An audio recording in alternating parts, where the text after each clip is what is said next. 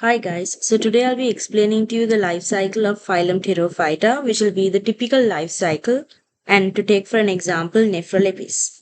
And as I know, many of you all struggle with the differences between gametophyte and what's a sporophyte, and the concept of it, and how you can remember it in an easy way. Because after you study all the full life cycle, it merges into one, and that's all you can remember. So once you make a mind map for each life cycle, associating it with pictures, then it's easy for you to remember by hooking each information with the other in a life cycle. So it's like a flow of information.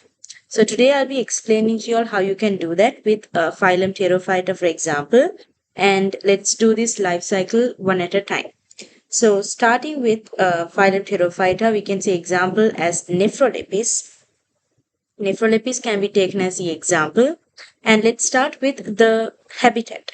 So here they haven't mentioned anything much about the habitat. You can just say it's terrestrial.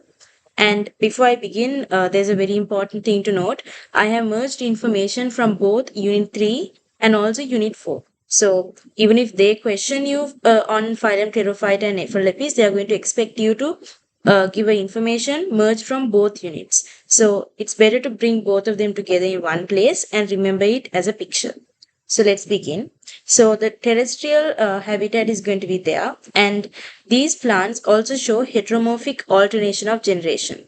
So what is heteromorphic alternation of generation? That is when the sporophyte, which is a diploid plant, alternates with the gametophyte, which is a haploid plant, with each producing the other. So that's going to be heteromorphic alternation of generations. So now, so in a life cycle, mainly that's how I do it. When you start off, you start to explain, you can start from any point because this is a cycle, but just for the convenience and understanding, we start with the dominant plant. So here, the dominant plant is a sporophyte. So what's a dominant plant? Dominant plant means if you consider life cycle, the plant phase which is found in most of the life cycle. So the longest phase is going to be considered as what? The dominant plant. So here it's going to be sporophyte. So just a small tip, only bryophytes are going to have dominant gametophytes, whereas from sporophyte onwards, all of these life cycles are going to have what? Sporophyte as the example from Phylum Pterophyta onwards.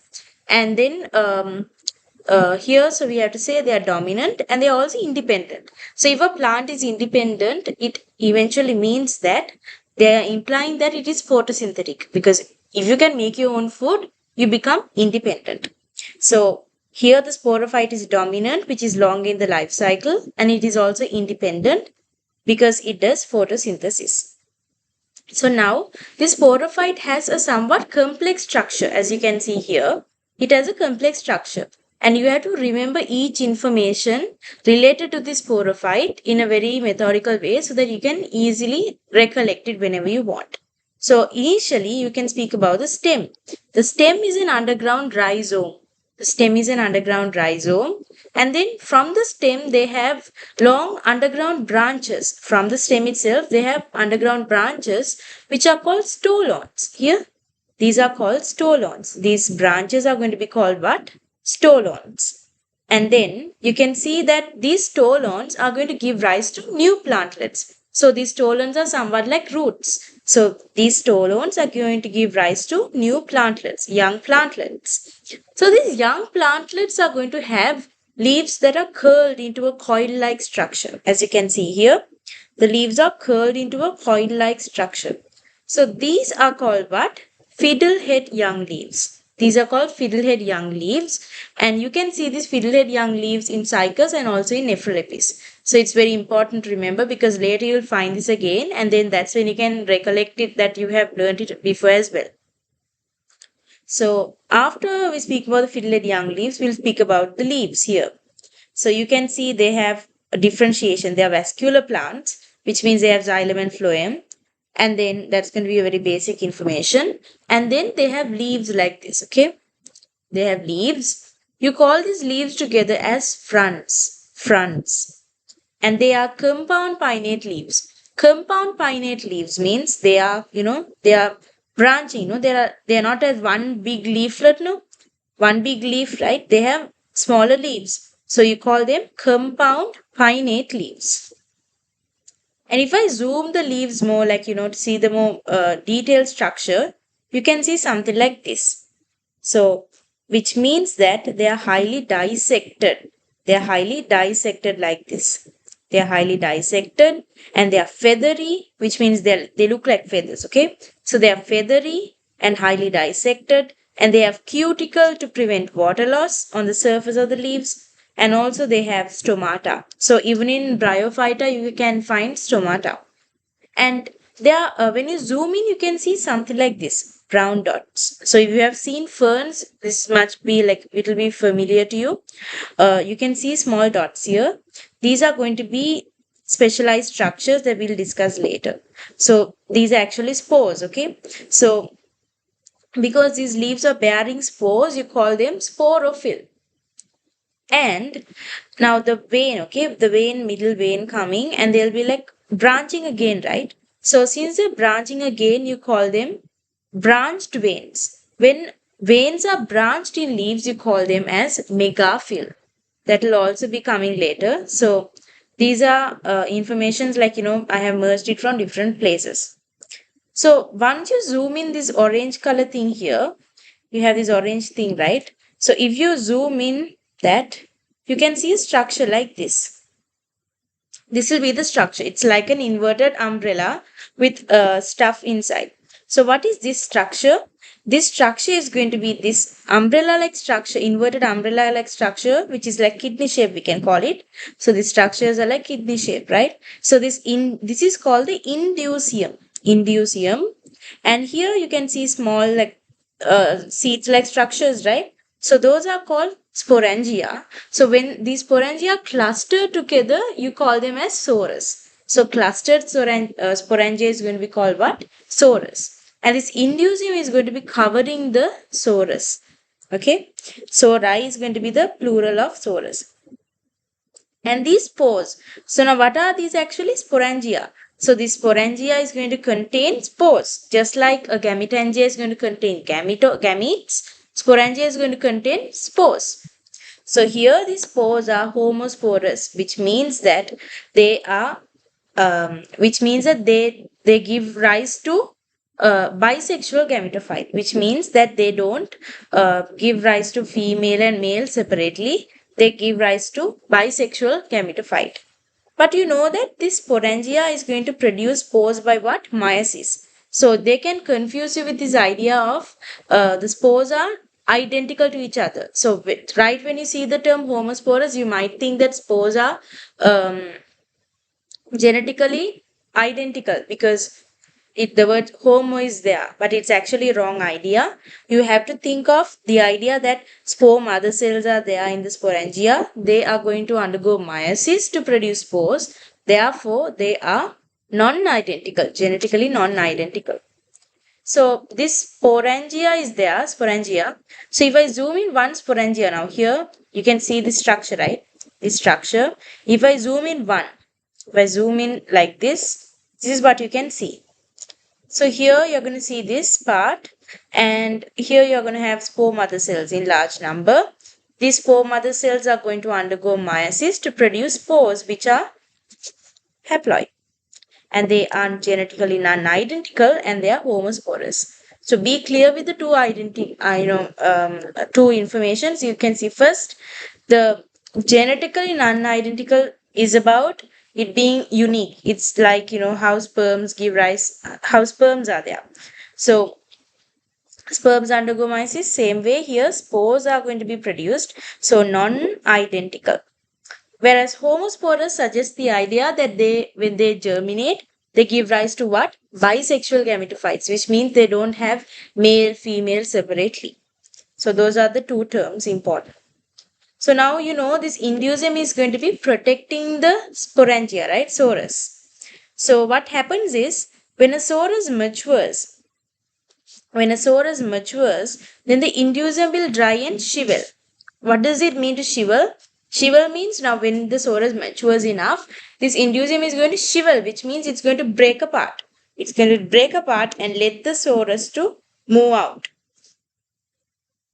And also in dry environments, what happens?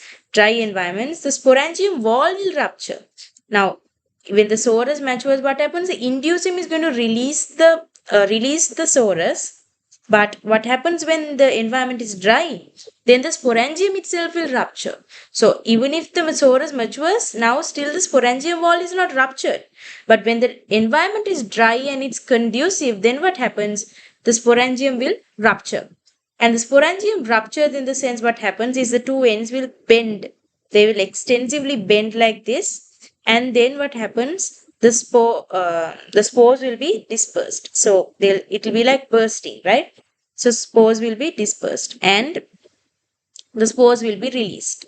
Now, when the spores are released, what happens? Then they move on to a favorable habitat. So they disperse to a favorable habitat. That's what the spores do. And they germinate and grow into gametophytes. Now, as I told you, they are homosporous.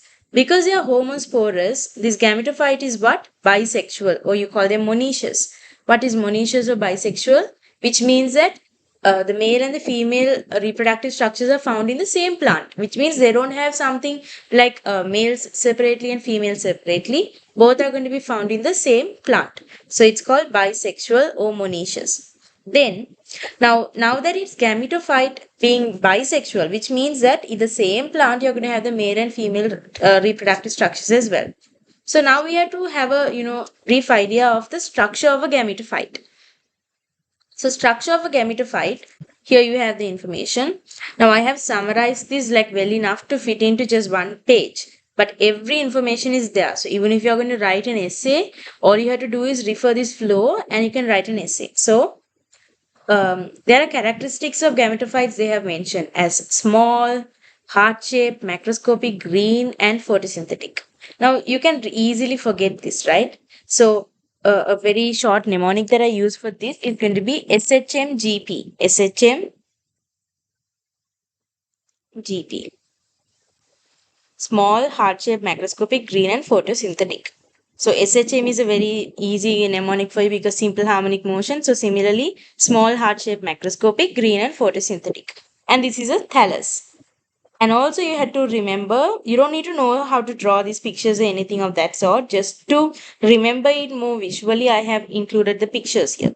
So because it's a bisexual one, they have antheridia and archegonia in the same plant.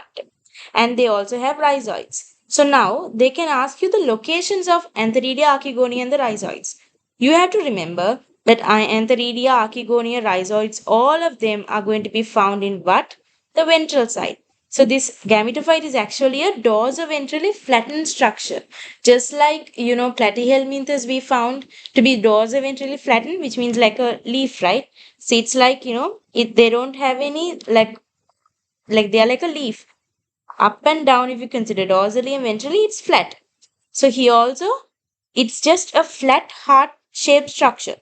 So in the ventral side, that's the lower side, you find what? The antheridia, archegonia, and also the rhizoids. Okay, so I think that's clear enough. And you have the two structures, antheridia and archegonia. Now, what is antheridia and archegonia?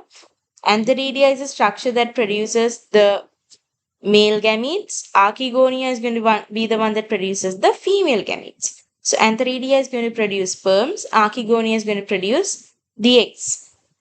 And then what happens? There's going to be internal fertilization resulting in a zygote. Now, this zygote is still retained in what? The archegonia. And then dependent embryo is going to be produced, which means it's still in the gametophyte. Okay, and then it gives rise to what? A young sporophyte. So, this young sporophyte is also still retained in the gametophyte. And then what happens? It develops photosynthetic tissues. So once a plant develops photosynthetic tissues, you can say that it becomes independent. So just like, how we consider independence in terms of our job security, our financial stability, here plants are going to consider themselves as independent right when they can do photosynthesis. So here also we can say the sporophyte becomes independent when it is able to do what? Photosynthesis. But there is a very important point to understand here, that both the sporophyte and the gametophyte are independent and photosynthetic. which means both of them are independent and photosynthetic. But the sporophyte is the dominant one, which means now in the case of phylum Pterophyta, this is like a transitional phase. So after Pterophyta, you can't find independent gametophytes, or we can say we can't find photosynthetic gametophytes. But only in phylum Pterophyta, this is an important point to remember about the photosynthetic nature and also the independent nature. So both gametophyte and sporophyte, both of them are going to have what? Photosynthetic and independent natures, okay? But the important point is that still the sporophyte is going to be the dominant one. Even though the gametophyte is photosynthetic and independent, still the sporophyte is the dominant one. I hope you understood that, the difference between the two. So this is all you have to remember for phylum Pterophyta. I have brought two units together in one paper, and this is all you have to remember when it comes to the information. Just go through this flow again. I hope it's clear for you. And if you have any doubts, don't forget to drop them down. And if I'm just to run through the points, firstly, you have the sporophyte. In the sporophyte, you have to speak about the complex structure of the sporophyte. Then you have to speak about the leaf, the zoom in view of it, and features of it. And then about the sori and the indusium, and how spores are going to be produced, and then how they disperse to produce gametophytes. Then the structure of the gametophytes, and then how it reproduces the sporophyte again. So this is all you have to remember for phylum Pterophyta. I hope you got an idea of this, and I recommend you to watch this again if I have been moving it really fast. So stay tuned, and I'll be posting more and more biology related tips and techniques. Thank you.